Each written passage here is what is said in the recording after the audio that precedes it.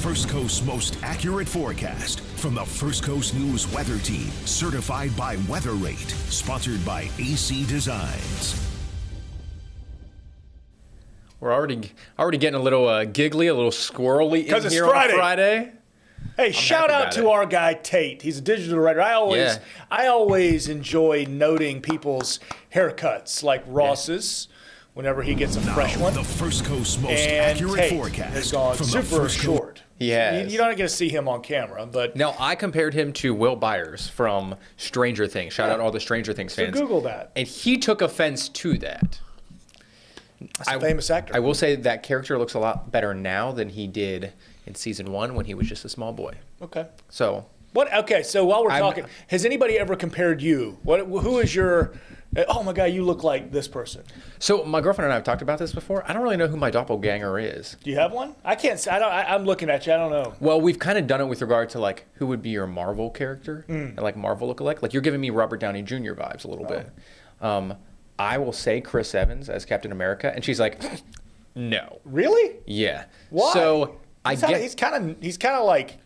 But he's got the chiseled jawline, which I have none of. Well, that's what we. It's that's just a what gentlemen gradual like us slope. have beards for. Yeah. So maybe like Hawkeye, who I see that. Jeremy Renner. Yeah, Jeremy Renner. Like maybe. I don't know who else. Again, that's like kind of in the Marvel universe. Yeah. Outside of that, that's Tom Brady before he hit the P90X and started dieting. P90X. Tom Brady in the Michigan days. That guy from P90X, man, he made so much money just selling people push-ups. Push-ups and pull-ups. Yep. Just do that a lot. Do those a lot. You're going to get a lot. ripped. Anyway, we digress as you contemplate who Ross's famous doppelganger Let us know. is. Actually, comment in if you have I would love an to hear idea. it. I would love to read that personally. I think that would be magical. But what a night. What a great night. We got First Friday happening at Friendship Fountain tonight. That's going to be ideal. Anything you're getting out and about doing tonight, just get after it. Because we had some rain offshore, all right, but none of that's on land. Yeah, earlier today. And overall, we're looking very nice. That was actually a cool thing to see this morning because it's been a while since we've had any kind of towering cumulus out there. And you woke up and you looked off on the eastern horizon at the sunrise. Good sunrise. And you could actually see some of those clouds out there just offshore. So we were like, yep, verified. There were a few showers or downpours offshore, but yeah, nothing onshore this morning, nothing out there tonight. Either you mentioned First Fridays at the Friendship Fountain. Should be a great night for it. Mm-hmm. They do all kind of cool stuff at this. And I haven't participated yet, but they got, little cold beverage you can enjoy, a little music that you can enjoy. Folks, I mean, just getting after it. Have you ever been to the silent disco out there? No, I've never done it. I've never done a silent disco. I've always kind of wanted to do one just to see. It sounds fun. Yeah. And I think it'd be even more fun to be there just watching. Like, it'd be fun to dance. Oh, yeah, because everyone's just breaking it down, and it's just, like, silent. Complete silence everywhere else. Yeah, it'd be fun. So go check it out. If you just get out on the town. See your city, and whatever part of town you're in, wherever you're streaming from, get out and see your city. Make the most of these next couple of days, but especially today because we're rain-free. Yeah. And we're waking up mild. Saturday morning, it's just kind of a little foreshadowing. We got a front coming, so we're getting some more warm winds coming out of the southwest. And so really warmer conditions these next couple of days. Been climbing up to not quite record temperatures, but very close as we get through. I say very close. We'll be about 3 degrees away from tying a record, but nonetheless, a warm weekend compared to what we've been seeing. Yeah, and not just warm, but also kind of humid. I mentioned it this morning. I finished at the gym and was kind of just going for a nice little walk afterwards, and I noticed how much muggier it felt. Yeah. And I think that'll also be pretty noticeable if you are out and about, especially during the afternoon hours. You feel the heat. You feel that little extra moisture in the air as well. Perhaps not nearly as comfortable as we've seen here over the past couple of weeks. But it should be nice weather for the Supergirl Surf Festival out there at the beaches, Lew. Yep, good music, good. I mean, and it's not just surf. I was listening to, on First Coast Living today, they were doing interviews about all the things that are happening out there. It's great female athletes. They've got basketball, they've got a 5K. I think there's some volleyball happening on top of the surf competition as well. So a lot to go out there. And then even if you're not an athlete, enjoy some music, and it's just a festival vibe. And I would imagine that southwest breeze kind of makes things not choppy at least. Yeah. I know they're not expecting big surf, Right. only about like 2 feet. But Yeah. So that'll be interesting how they make do with that. Hey, you got to deal with the conditions that are in front of you. So go be a pro. Play with the cards that are dealt. That's exactly right. 30% showers, though. And with Ross mentioning kind of the humidity in the atmosphere, how warm it is. Listen, if you hear some rumbles of thunder this weekend, don't be shocked. I mean, we could get some a thunderstorm, maybe very, very isolated, one or two little poppers, maybe Saturday afternoon or Sunday afternoon. So we'll watch. But we're just going 30%. This is not washout rain and nothing to cancel plans over. But is it already time for this? Well, since we are in the weekend, and specifically Saturday, I feel like we might as well get into it. Just rip the Band-Aid off, Lou. We just got to get after it here. Yeah, we'll get this done before the first break, and I'll be fine. Yeah. Last week 2-2. You were 3-1. Just look at that overall record, though. Yeah, you're 10 games over 500. It's easy to do when all you do is pick the favorites. All you do is win, win, win, no matter what, Lou. I guess so. Hey, the law of averages working out for our buddy Ross. I don't just pick the favorites. I have chosen upsets. We need to go back and check the tape, which I won't do because, guys, that's a lot of work. When you know ball, you know ball. Don't know what else to tell you. Part of this has to do with the fact that 3 weeks he's put South Carolina Gamecocks in, and he just knows that I'm going to pick them, and they are going to lose. It's going to happen. That's not my fault. That's not my fault. See, you keep picking with your heart. It's explicitly you got to pick with your mind because you put these in. But they are some good ABC games. Texas A&M, Missouri, and LSU, Alabama going to be right here on the network's First Coast News. So enjoy that. We got Georgia, Mississippi State. We're both going Georgia. I'm picking with my head. The battle of the dogs there. Yeah, that is my meteorology school. But you know what? No allegiances when it comes to football at Mississippi State. Thank you for my weather education. You guys rock. More cowbell. But no, I can't handle that. More cowbell, baby. More maybe cowbell. It's sacrilege with that. Mississippi State might call and take their degree back, but I can't handle the cowbell.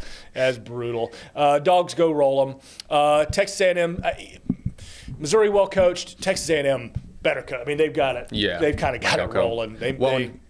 And Missouri lost their starting quarterback in Bo Primula. That's right. That just kind of terrific leg injury the other week. That's right. Yeah. I think this will be a good game, a close game, but I do think A&M will roll in the end there. Auburn-Vandy, Auburn unranked, going to Nashville to play 15 Vanderbilt. And look who picked the underdog, Sure Lou. did. And watch this work out for you. I am because my head says pick Auburn, but my logic says I got to pick Vandy because I've got to somehow nip and tuck and claw and bite my way back. Auburn's not a bad team. No. They've just kind of had a rough fired go their of it. coach. They did, but I feel like you think that's going to make a positive difference? I feel like sometimes that fires players up because they know they just got their coach fired, and they can sometimes come back and kind of rock the world. Almost worked out for Florida against Georgia. You know what I mean? Almost did, yeah. They had them, could have had them. And then we're both going Bama in that LSU experience. There was a part of me that wanted to lean LSU. I can't do it. I can't fall any more behind. So I'm going to try to steal one, but we'll see. I don't even. Who is their interim now? I don't even know. At LSU, I don't know either. Okay, sorry. I'm not sure, and I know it's okay. Again, the self-proclaimed ball knower Ross hitting us with a. Oh, I don't know. Okay, well once ball knower. Once your team starts going down, I stop paying attention. I claim to not know ball. I don't. There's been a lot of coaches fired, unfortunately, so it's hard to keep track of who all the interim coaches are. It's a carousel of love. Yeah, tough life. Tough life. Hard knock life. Yeah, getting $55 million to walk. Man, that's tough. That's tough living. Happened to your guy James. Yeah. Happened to your boy down in in LSU. Guy got fired. Brian Kelly. Brian Kelly. Thank you. Could be happening to your boy. Could have been Shane talking Beamer like here this. soon. It could have, but no, they can't. Beamer's got one more year. They got to because they can't be firing a coach right now or asking somebody to go and get involved in this carousel. Just can't happen. We'll end up hiring the coach from the water boy. Yeah. I was going to say hiring the head coach from Fruit Cove Middle School, but he's available. We'll see. That's our first segment. It's 5:40. We're going to take a short break. So much more to come on this cold snap on the way. Stay with us.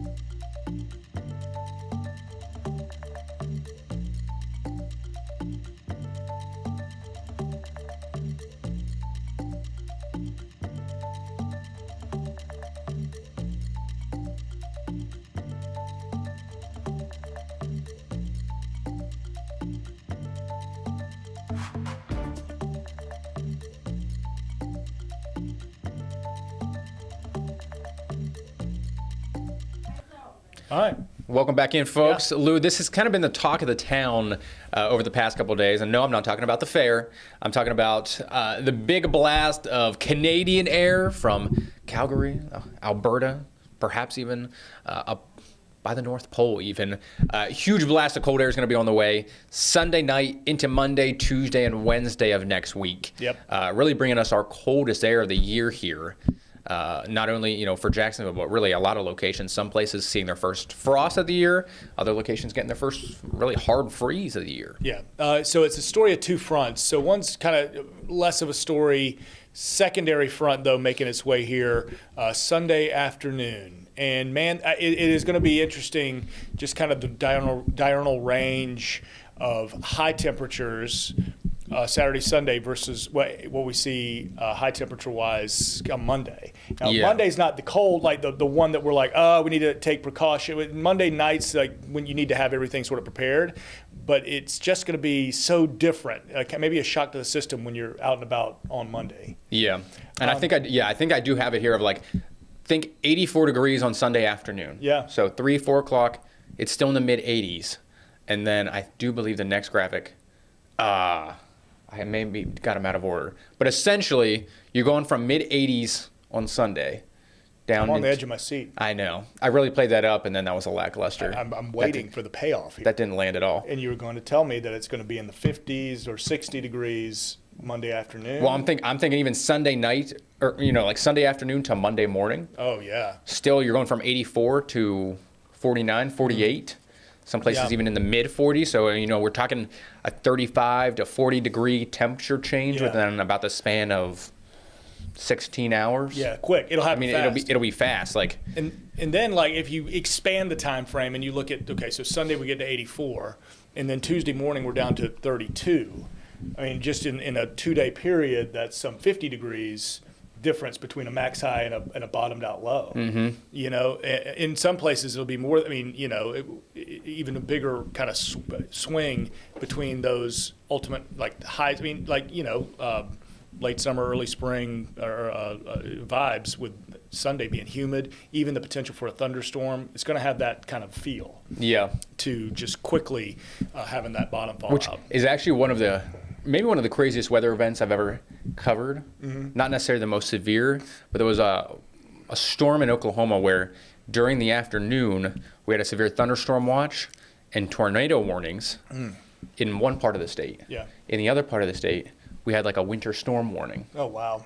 And literally on the east side of the front, temperatures were in the 60s and 70s. On the backside, temperatures were, rapidly dropping 40s, 30s, and then eventually into the 20s. We had wraparound snow. It was a crazy thing. You're talking about the severe weather risk, and then quickly transitioning to the winter weather. Freezing, yeah. It was a crazy event. Now, we're not going to get any of that here, But we hit a wall temperature-wise because, Monday up to 59. There we go. Okay, so I had them out of order. It's so big time temperature difference. And no, Monday's not the weather impact alert because of it worrying about freezing that day, but it will be maybe the most shocking kind of day because we've been in shorts and flip-flops and T-shirts all weekend and Friday today. And by Monday, it's even at your warmest part of the day, it's going to be cold. And then factor in that breeze. Yeah. Northwest 15 to 25. So although air temperature is going to be 59, feeling probably more so like the low to mid 50s through most of the day. Yeah. Especially if you're in the shade. Yeah. If you're in the sun, okay, it might be all right. But if you're in the shade and you got that cold breeze, I mean, it's not going to be feeling great. Yeah, it's going to a very crisp, brisk. I might not even kind of be underplaying it a little bit. I mean, yeah, no, agreed. I wouldn't use blustery yet, but we're approaching that. And all that wind is doing is just pushing in even colder air while we'll have temperatures come Tuesday morning at that freeze point. So this is a great graphic showing you what it'll feel like as far as the wind chill is concerned. Monday afternoon, up in Waycross, feeling like the 40s because of that good strong breeze, and your Waycross, Ware Pierce County, going to get that colder air quicker. Mm-hmm. And this is as you're waking up Tuesday, so you're sending the kids to school. If they're walkers, bikers, or even getting to the bus stop, they're gonna. I mean, even at the beaches, you're gonna have some really chilly, cold, frankly, wind chills out there. Yeah, I would consider this pretty raw like air. Yeah. The only thing that would make this worse is if we did have some leftover moisture with it. Yeah. And we had some rain or some mist. That's honestly the worst when it's like 33 degrees and raining. Yep. So thankfully that's not the case. But yeah, as you mentioned, it's really just going to be a shock to the system because you're going from essentially summertime temperatures this weekend to winter weather. Yeah. In a day. Yeah. And for us to get this cold this part of the season, it has to be dry air. So you're not going to worry too much about that moisture. Now we get into, as we've seen, you get to January, February, it can happen because you've had the colder air in place for a lot longer. But and the whole column is cold. But so no worries there. But that first good frost, that first potential hard freeze, especially up in Ware Pierce County and out Columbia County, northern Baker County, getting that I-10 corridor, really the bullseye for seeing the freeze or potential hard freeze. When we say that, potential 20s for several hours. So that is what kills plants. Frost certainly can do it too for the extra sensitive plants. So if you're on the west side of Jacksonville, west Clay County, kind of away from the river, so you're riding out, Middleburg or Penny Farms area, Keystone certainly, you will have some patch frost. Even western Putnam County out towards Alachua County is going to get chilly. Now, we don't have highlighted the beaches, St. Johns County. I think you guys, while cold and while dealing with the wind chills, it's not gonna physically get cold enough to where you've got to worry about your plants just yet. So we are going to be watching for not only frost advisories, but I would anticipate a freeze watch to probably be issued at some point, maybe by Sunday. It could get that cold weather advisory, when they're talking about wind chills at 27, they'll put, and that's like 12 hours out, so we'll watch that kind of getting closer to time. So Weather Service may get busy with their different advisories. We're advising you now, though, kind of anticipate that. With your freeze potential, what we're asking you to do, the actionable items, protect those sensitive people, obviously the kids going to school, but check on the neighbors, your loved ones who may be extra sensitive and might not have adequate heating. The outdoor pets, let's bring them in. Let's have a heating source for them and the sensitive plants. We're not asking you to protect the pipes just yet with this situation, but let me put the caveat on that, especially inland southeast Georgia, Waycross, Blackshear, Nahunta, Folkston, you guys in kind of rural inland southeast Georgia, you know your properties as good as anybody. If you've got exposed outdoor PVC piping plumbing that runs to an out building or perhaps to a pool pump, things like that, maybe it might be the time to kind of cycle the pool pump that is running overnight and drip, maybe clean out, like Ross has mentioned, your hoses. Yeah. It's 5:50. We're going to take one more break and get back with that big time 7-day forecast, so stay with us.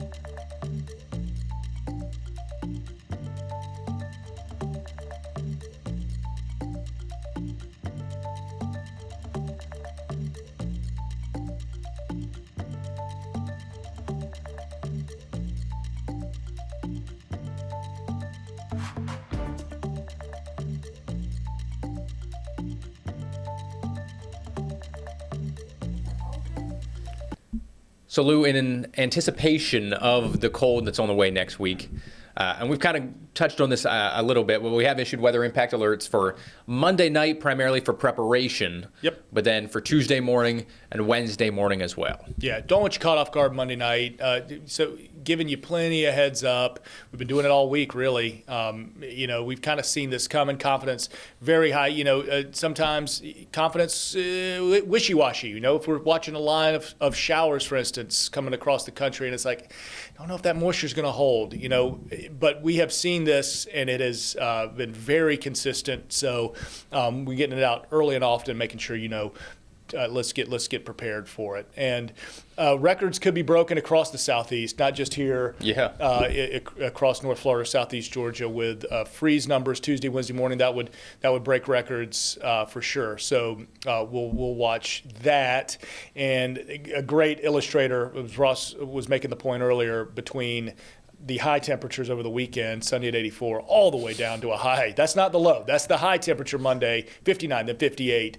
But, deeper down, Thursday, we start to get closer to season. This isn't long lasting. No. This isn't a 2-week stretch. And your upper air pattern, you looking at those heights, the geopotential heights there, that warmer air, and I say warmer, seasonable or maybe a tick or two below, but right there at it where we should be for the time of year, that comes back. I described it as the seesaw. Hopefully I spelled seesaw right. I think I did. It did look weird to me. It looked about right. So. But you'll notice that here on the 7-day. Yep. So we got the cold in place Monday, Tuesday, Wednesday morning. But by Wednesday afternoon, decent amount of dry air. Those geopotential heights that Lew mentioned are going to rise, essentially allowing more heat to build in. So upper 60s, perhaps close to 70 by Wednesday afternoon. And then we're fully back in the sunshine and low to mid 70s by next Thursday and next Friday, much more like it's supposed to be during this time of the year. And just as you kind of drink in the 7-day, rain chances this weekend, then none through the next work week. Not seeing much of anything. High pressure, just got dry. So that drought, and this is kind of our dry season. It is. That's seasonable. But on a philosophical level, as we're thinking about the Southeast and record cold and states that might be greatest impacted, Florida, might be the state impacted the most, and not necessarily because we'll be the coldest per se, but because of agricultural impacts, citrus impacts with freeze or at least extreme cold making its way all the way down. We could see 40s in Miami. They're not built for that. It's just. I remember the time I when I was living in Miami. I truly, and this is no hyperbole, remember mornings we got down to like a 59-degree low, and kids are out in their parkas. That's crazy. It's